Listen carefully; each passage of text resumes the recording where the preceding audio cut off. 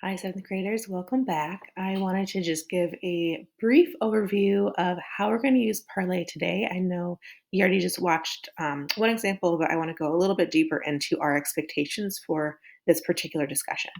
So, again, the first thing you want to do is click on your cohort and your period. So, for example, if you're in cohort A, you're in purple on the left side. If you're in cohort B, you're in green on the right. You can also find this in Google Classroom. So if you ever get stuck, that's another good place to go.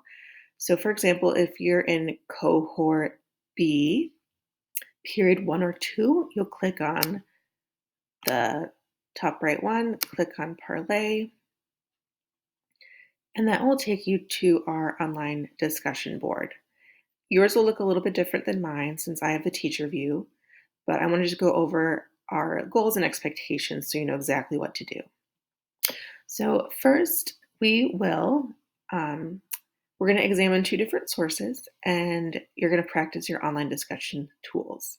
You'll be graded on three things. One is your critical thinking, so using reasons and evidence to back up your ideas. Two is communication, so you can share your ideas clearly and concisely. This is where Grammarly really comes into play. So make sure you're doing your spell checks and grammar checks. And three is collaboration. So that means that you're being kind in your words, you're considering different perspectives, and you're being really respectful when you're responding to your classmates. So you do not have to agree. I actually hope that we disagree on some things because that's how we learn, but we can do that in a respectful way. So, content and multimedia. The first thing is this painting. It's by J.L.G. Ferris, and you want to look at the painting, take 2 minutes to take notes on what you see, and then answer the question below. So the question is, do you think this painting helps historians, like us, better understand the relationship between the Wampanoag natives and the Pilgrims in 1621?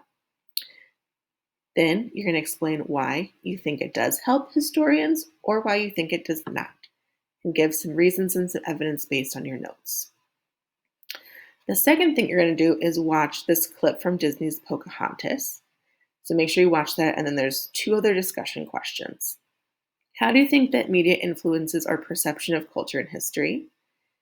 And then we have some sentence starters to help you. I think movies and TV influences or does not influence, or influences to a certain extent, because question 3, should there be regulations or guidelines for the media when they present historical or cultural information? So now we're getting a little bit more into dicey territory where we can start to agree and disagree. So this is where you really want to make sure that you are backing up your ideas with evidence and that you're being kind to one another. So again, I have a sentence starter. I think there should or should not be regulations when presenting historical or cultural information, and this is why I think the way I do. Give some of those reasons.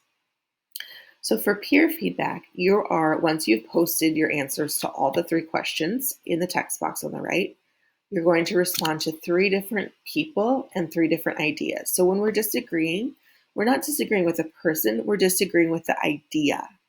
So instead of saying, hey, I really disagree with Miss Donahue when she says this, it's more like, Miss Donahue, I disagree with your idea or with the statement when you said this.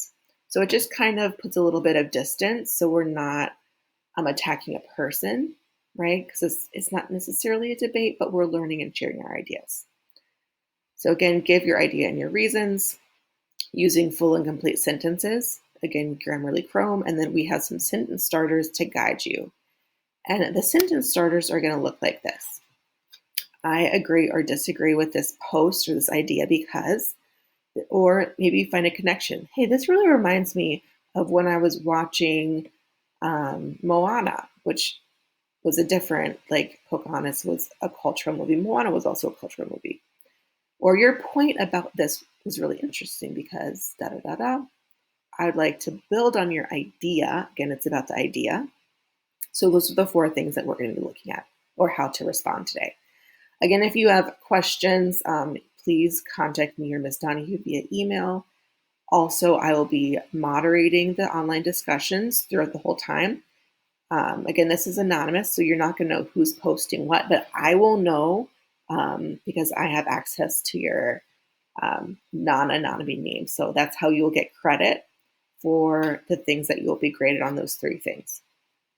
So if you get any questions, come talk to me or Ms. Donahue. I really look forward to learning from you and hearing your ideas and your evidence today about Indigenous Peoples Day, about the ideas of cultural history. And yeah, I'm just super excited to hear what you have to say. So thanks again, and I will talk to you soon.